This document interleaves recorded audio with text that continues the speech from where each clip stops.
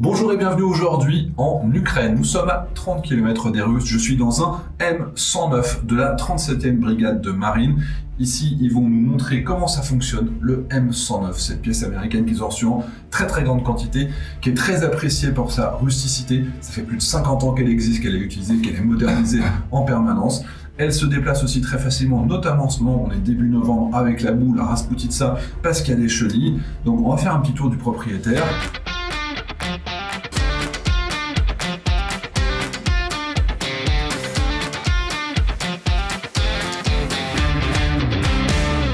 Alors ici, on est à l'intérieur du M109. C'est une pièce d'artillerie qui est très commune. Il y en a plus de 10 000 qui ont été produits dans le monde, notamment aux États-Unis.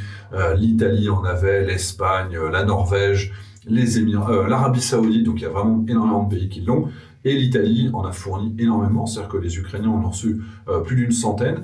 Le M109, déjà, c'est une artillerie qui est automotrice, c'est-à-dire qu'elle peut se déplacer, et son gros avantage, c'est qu'elle est avec des chenilles. C'est-à-dire que dans les situations, par exemple la Rasputitsa, ces fameuses périodes pendant lesquelles il y a énormément de pluie et de la boue partout, et ben eux, ils peuvent continuer à se déplacer. C'est-à-dire qu'ils vont être capables d'aller se rapprocher du front si c'est nécessaire, alors qu'un canon qui serait sur camion, comme par exemple le César, il est certes beaucoup plus mobile, enfin, il va être beaucoup plus limité dans ses capacités de se déplacer, en restant davantage sur les routes. Évidemment, dans chaque pièce, il y a son avantage et son inconvénient. Le gros avantage du canon César, on l'a dit, c'est qu'il est sur roue, qu'il est beaucoup plus léger, donc beaucoup plus mobile, ce qui est un avantage dans une guerre où il n'y a pas de drone, c'est-à-dire qu'on peut aller plus vite contre la contre-batterie.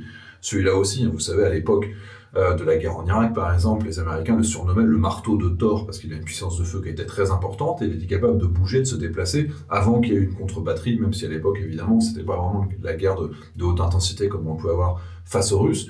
Et donc ici, ils sont en train de se rendre compte que le César, son réel avantage, c'est pas la mobilité comme on pouvait le dire en 2022-2023, c'est quand même le canon préféré des Ukrainiens, il faut quand même le dire aujourd'hui, mais les chenilles dans la saison actuelle, c'est quand même un gros avantage, et le César surpasse tout le monde parce qu'il tire à 40 km. Ici, on va tirer jusqu'à 18 km avec précision. Si on va plus loin, on va perdre en précision, ou alors il faut des obus avec des sortes de propulseurs derrière qui sont très rares. Donc la capacité du César à tirer plus loin, c'est-à-dire que nous, on reste en sécurité, on est hors de portée des drones, y compris les drones à fibre optique, et donc logiquement, on a quand même une survivabilité sur le César qui est largement supérieure, et ça se voit dans les statistiques. Quand vous regardez avec ce qu'on découvre en OSINT, la quantité de César qui a été fournie par rapport à la quantité qui est détruite, prouvée par les Russes, vous voyez qu'il y a un taux de survie qui est beaucoup plus élevé que ce qu'on peut obtenir pour les autres pièces d'artillerie tractée, et notamment pour le M109, qui est le deuxième canon fourni aux Ukrainiens en plus grande quantité. 1, le César, ils le préfèrent, ils le disent, ils en veulent plus. 2, le M109.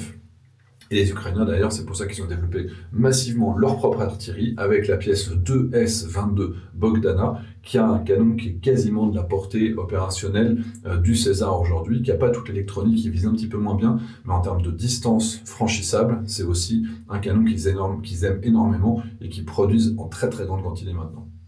Le M109, c'est une pièce qui fait 25 tonnes, donc qui est totalement blindée, donc ce qui explique aussi son poids et sa plus faible mobilité. Mais l'avantage, évidemment, c'est qu'on travaille dans un environnement qui est très large. Je vous renvoie vers la vidéo où j'avais montré le 2S1, où on est dans ces systèmes soviétiques. Bon, alors ça, c'est du 120 mm, déjà le 2S1, donc, mais c'est beaucoup plus petit. Là, ici, vous voyez, on a vraiment de la place autour de nous. Il y a plusieurs opérateurs qui vont travailler ensemble. Le premier, c'est ici. C'est lui qui va s'occuper de tout ce qui est targeting. Ensuite, ici, vous avez le loader, c'est-à-dire que lui, ils vont être deux. Il y en a un ici qui va travailler pour mettre les obus à l'intérieur. Il y en a un deuxième qui est à l'extérieur. Ils vont travailler comme ça en chaîne. Ils vont pouvoir se passer les obus pour pouvoir avoir un rythme d'une organisation qui est quand même relativement optimale. Ils vont mettre ensuite l'obus à l'intérieur. Ils vont mettre une sorte de petite épine directement à l'arrière de l'obus. Et ils vont tous se retirer d'une quinzaine de mètres. Et ils vont tirer sur la corde, c'est ça qui fait partir le coup. En termes d'organisation, maintenant, ils ne savent pas exactement sur quoi ils vont tirer. La plupart du temps, on leur donne une position, phi et G, ou un azimut de distance. Ils vont tirer dessus. Il y a les observateurs par drone qui vont leur dire en temps réel le succès, la correction qu'ils doivent réaliser. Et une fois qu'ils ont réussi leur mission, c'est pas comme, j'imaginais, comme on apprend d'ailleurs en 2022-2023, ils le faisaient encore ici, où ils essaient de s'enfuir le plus vite possible en se disant on va avoir de la contre-batterie. Aujourd'hui, la contre-batterie n'est pas le risque principal, et donc s'enfuir en pensant qu'on va réussir à aller au-delà de la contre-batterie n'est plus une garantie de sécurité. Au contraire, il faut plutôt essayer de se cacher. C'est-à-dire qu'ici, on est à un peu plus de 20 km du front. Les tirs se font entre 7 et 18 km de distance. C'est-à-dire que s'il y a une alerte, si les Russes arrivent, là on est à moins de 30 bandes des Russes. Donc à portée de drone, mais pas à portée d'artillerie, ce qui est plutôt pas mal.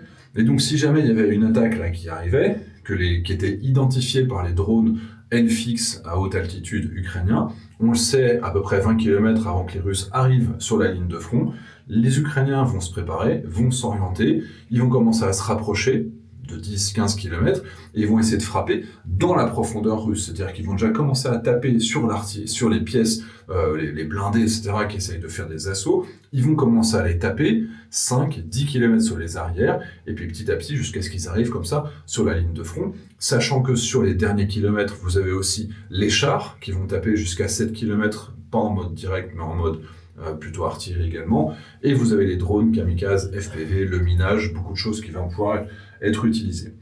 Donc lui, dans ce qu'il peut utiliser, évidemment, il y a des obus de 155 mm, donc c'est les plus gros qu'on a, c'est le standard OTAN classique. Il y en a plusieurs catégories. Soit ils vont avoir la possibilité de lancer des obus qui sont explosifs, donc là, logiquement, ça tape à l'impact, ça explose. Soit ils ont des obus avec de l'intelligence, vous connaissez les obus Excalibur, les obus bonus, c'est-à-dire qu'ils vont être capables d'identifier une cible dans le rayon autour de la zone d'impact et qui vont être capables d'envoyer des boules de tungstène qui vont faire cramer n'importe quoi. Ça existe, eux ils en ont jamais utilisé aussi parce que c'est quand même une munition qui est très rare, qui coûte plus de 60 000 €, alors qu'un obus classique c'est plutôt 4 000, donc c'est plus facile à produire également parce qu'il n'y a pas toute cette électronique qui est capable de résister à 40 000 G. Ensuite, vous avez les obus avec de la fumée, et ça, c'est pour plus ou moins que les Russes se perdent et ne savent pas exactement où est-ce que se trouve. Et il y a des obus avec des sous-munitions ou des mines, c'est-à-dire qu'ils vont être capables de lancer sur un axe d'approche. Les Russes pensent que la zone est déminée. Eux, comme ils sont très précis, eh bien, ils vont être capables de mettre des mines sur les axes de progression des Russes, encore une fois, parce que les routes qui sont non embourbées en cette période, on est début novembre, eh ben, elles sont quand même pas très très nombreuses, et donc on sait par où les Russes vont arriver, surtout qu'on a ce préavis qui est très intéressant avec les drones. En termes d'usage, ici, quand on veut tourner, donc droite, gauche, ça c'est le système hydraulique, évidemment haut, bas, donc évidemment c'est au micronième de degré, et il y a aussi le système manuel, et vous voyez ici, là, vous avez tout autour de nous, le système qui va tourner. Voilà, donc ça tourne tout autour. Ici à l'arrière, il y a quelques obus supplémentaires. Et donc les stocks, souvent ils se déplacent sur un endroit dans lequel il y a les stocks qui les attendent, ce qui permet d'arriver sur des positions d'artillerie qui sont prêtes. Ils se déplacent de moins en moins avec des obus, ils arrivent sur des positions dans lesquelles les obus vont les attendre, parce que les positions sont quand même relativement souvent les mêmes. Encore une fois, cachées, blindées, sécurisées, plutôt que d'avoir beaucoup de capacité de se déplacer rapidement, c'est quand même un gros avantage. Alors en théorie, ici, sur le côté droit du canon, vous avez ici un mode targeting, donc là il est éteint, mais vous avez la possibilité de tirer en mode direct, c'est-à-dire que si jamais on se rapprochait à 2-3 km des Russes, là on peut regarder en direct et faire du tir tendu. C'est pas fait pour ça, mais du coup on peut s'en servir en mode char d'assaut, c'est un petit tank également. Ça, c'est des systèmes à l'ancienne qui sont encore utilisés par nos armées, et les Ukrainiens, eux, ils ont des systèmes qui sont plus proches des tablettes. Vous avez déjà parlé de l'application Kropiva, que je vous ai montré également sur la vidéo dans le César. Ben, typiquement, Kropiva, et aujourd'hui, ça reste quand même la base pour être capable d'identifier, désigner et cibler derrière. Et maintenant, le passage secret. Attention, accrochez-vous, c'est là-bas. Vous voyez, ici, et ben là, c'est le siège du pilote. Alors lui, il a son entrée par l'autre côté. Et voilà, quand on se déplace, et ben, le chauffeur, notre copain chauffeur, lui, il a ça. Vous voyez ici, quand il conduit, ben ça c'est ouvert, c'est son accès. Il peut quand même communiquer avec les copains qui sont derrière. Qu'on soit ici sur les arrières ou qu'on soit en avant, le risque principal c'est quand même le drone kamikaze FPV, au-delà de l'artillerie, au-delà de la contre-batterie. Et le gros avantage c'est qu'ils ont un système de détection des Russes qui est très élaboré, qui s'appelle Virage. Et quand il y a un drone d'observation russe qui s'approche à quelques dizaines de kilomètres, eux ils le savent. Ça veut dire qu'il faut se cacher, il faut arrêter de s'occuper du char, ils peuvent pas sortir pour tirer. en attendant que ce drone s'en aille ou qu'il soit abattu, en lançant un drone FPV ukrainien qui va rentrer en collision avec ce drone d'observation, par exemple un Orlan 10. Mais il y a une capacité à savoir ce qui se passe devant, et donc parfois, ils ont vu ici, même des drones kamikazes Lancet russes, qui sont quand même des sortes de petits avions, qui sont relativement efficaces, qui peuvent aller comme ça à 30, 40, 50 km. Ils ont vu des Lancet les survoler pour aller sur des cibles qui étaient derrière, qui avaient été identifiées par les Russes, peut-être des positions fixes. Mais eux qui sont ici, alors qu'ils restent quand même pendant plusieurs jours, voire pendant plusieurs semaines, eh bien cette capacité à savoir quand les Russes observent fait qu'ils n'ont pas encore été identifiés ni détectés. Et si c'était le cas, eh bien les Russes lanceraient évidemment les drones kamikazes, y compris à fibre optique, ou alors les lancettes, et également les bombes planantes. Mais les bombes planantes, de la même manière, il y a un préavis, puisqu'elles vont planer pendant plusieurs minutes, voire plusieurs dizaines de minutes, et une fois qu'on sait qu'il y a du russe, qu'il y a des drones, des bombes planantes ou des drones qui sont en train d'arriver, ils quittent leur position, enfin plutôt ils quittent ce véhicule pour aller se cacher derrière, parce que la meilleure protection pour le véhicule, c'est pas d'activité autour. On le laisse froid, on le laisse couvert, on le laisse protégé, et on met les hommes loin pour, évidemment, la priorité pour les Ukrainiens, c'est quand même la vie humaine avant le matériel lui-même. Sachant que de toute façon, vu les protections et vu comment c'est caché autour de nous, je pourrais pas vraiment vous le montrer, mais vous voyez quand même avec les images que j'ai pu filmer, on est de nuit, on est au milieu des branchages, on voit pas le ciel, c'est quand même assez, c'est très bien fait, parce que même quand on travaille ici, il n'y a pas la lumière qui va transparaître, et encore moins la chaleur, même si on devait allumer le moteur.